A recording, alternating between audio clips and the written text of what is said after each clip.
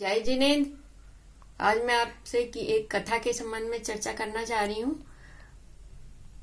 एक चौराहे पर एक मुनि महाराज थे। वो तपस्या में मग्न थे, अपने ध्यान में लीन थे। उसी वक्त वहां से 3 श्रावक निकले। उनमें से एक बोला कि देखो ये महाराज कितने उत्कृष्ट ध्यानी हैं, कैसे ध्यान में मग्न हैं। उनकी प्रशंसा में वो गीत गाने लगा। तो दूसरा बोला अरे अरे दुष्ट है, अपने राज्य को तो छोड़ आया, अपने दूध में है बच्चे को और बीवी को छोड़ के यहाँ बड़ा तपस्या करने बैठ गया।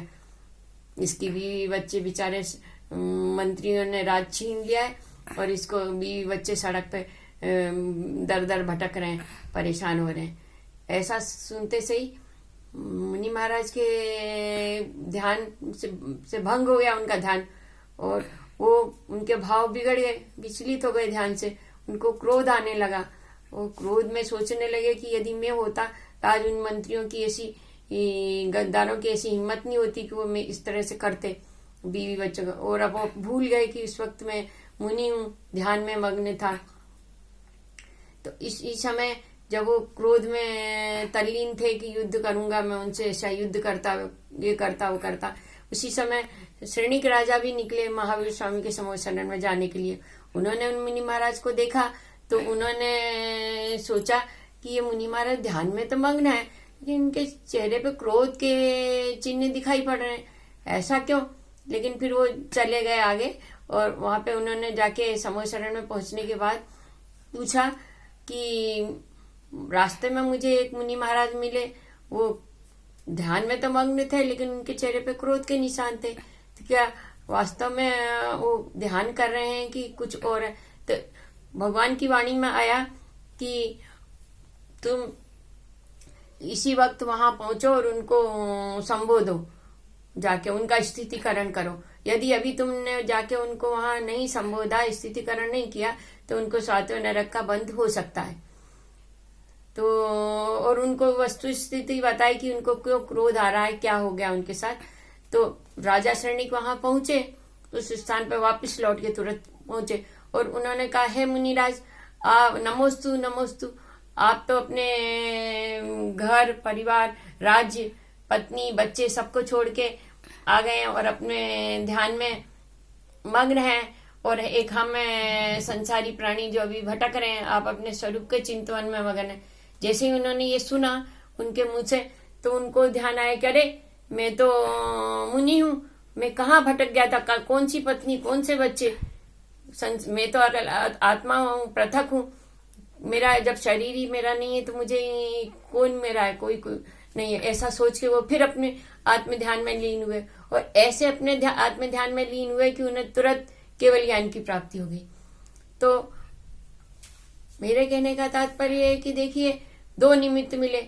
एक तो अविवेकी श्रावक मिले जो जा रहे थे, तो चर्चा करके ध्यान मग्न मुनि को भी उन्होंने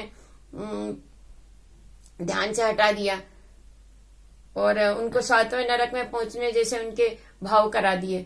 ऐसे अविवेकी श्रावक होते हैं। निमित्त उनको एक ऐसा मिला अविवेकी श्रावकों का, तो 7वें नरक के बंद होने लगा।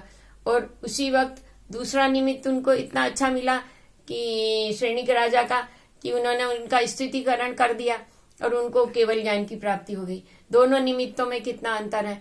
निमित्त का प्रभाव नहीं पड़ता ऐसा अपन नहीं कह सकते हैं। निमित्त का अच्छा निमित्त विवेकी लोगों का साथ और अविवेकी को, दोनों में बहुत अंतर होता है। इसके साथ ही पर्याय यदि क्रमबद्ध होती तो वहां पर भगवान की वाणी में ऐसा नहीं आता कि तुम तुरंत जाके उनको संबोधो और उनका स्थितिकरण करो, नहीं तो उनको 7वें नरक का बंध हो सकता है यदि तुम शीघ्र नहीं पहुंचे। तो इसका मतलब है कि पर्याय पहले से तय नहीं होती, बद्ध नहीं होती है, निश्चित नहीं होती है। पर्याय क्रमबद्ध नहीं, क्रम नियत होती है। अभी जितने भी शास्त्र पुराण हैं उनमें अभी तक कहीं पे भी क्रमबद्ध का तो कहीं नाम ही नहीं है। जितने भी शास्त्र में क्रम नियत तो आता है, एक पर्याय हमेशा क्रम नियत होती हैं, एक के बाद एक होती हैं, लेकिन क्रमबद्ध होती हैं ऐसा कहीं शास्त्रों में कहीं जिक्र नहीं है। तो मेरा कहना यही है कि निमित्त भी बहुत अच्छे बुरे इनसे बहुत प्रभाव पड़ता है, बिना निमित्त के वो नहीं होता। अच्छे निमित्त से अच्छा प्रभाव पड़ जाता है, बुरे निमित्त से बुरा पड़ जाता है। वो ठीक है कि ये उसमें भी अपना उपादान कैसा है, अच्छे निमित्त मिलने पे भी अपना उपादान ठीक नहीं हो तो काम नहीं भी हो पाता है, सही है, अपना उपादान अच्छा होता है। लेकिन निमित्त का बिल्कुल ही प्रभाव नहीं पड़ता, ऐसा नहीं होता। एक ने निमित्त ने उनको अच्छे वाले ध्यान में मग्न थे तो ध्यान उनका भंग कर दिया, दूसरे निमित्त ने उनको केवल ज्ञान की प्राप्ति हो गई। इसका मतलब निमित्त का प्रभाव पड़ता है। वो पर्याय जो है क्रमबद्ध नहीं है। यदि क्रमबद्ध होती तो भगवान की वाणी में ऐसा नहीं आता कि तुम उनको जाके संबोधो और स्थितिकरण करो, क्योंकि पर्याय क्रमबद्ध ही होती तो फिर बोलने की जरूरत ही नहीं थी कि भाई पर्याय तो ऐसी होनी है, उनको नरक में जाना ही है, तो काय का संबोधन है, काय का स्थितिकरण करना।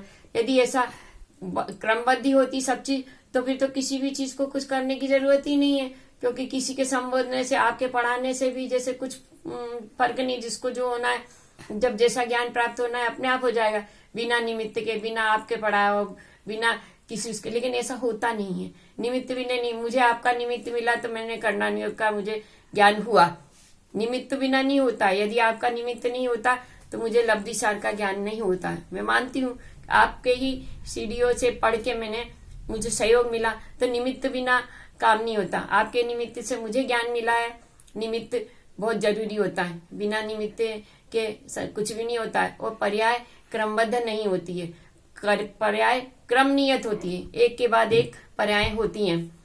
यही कहा गया है शास्त्र में, पर्याय हमेशा क्रम नियत होती है, क्रमबद्ध नहीं होती हैं। ठीक है दीदी, मैंने अपने मन की बात आपसे कही और भी कहती रहूंगी। जय जिनेन, फिर मिलेंगे।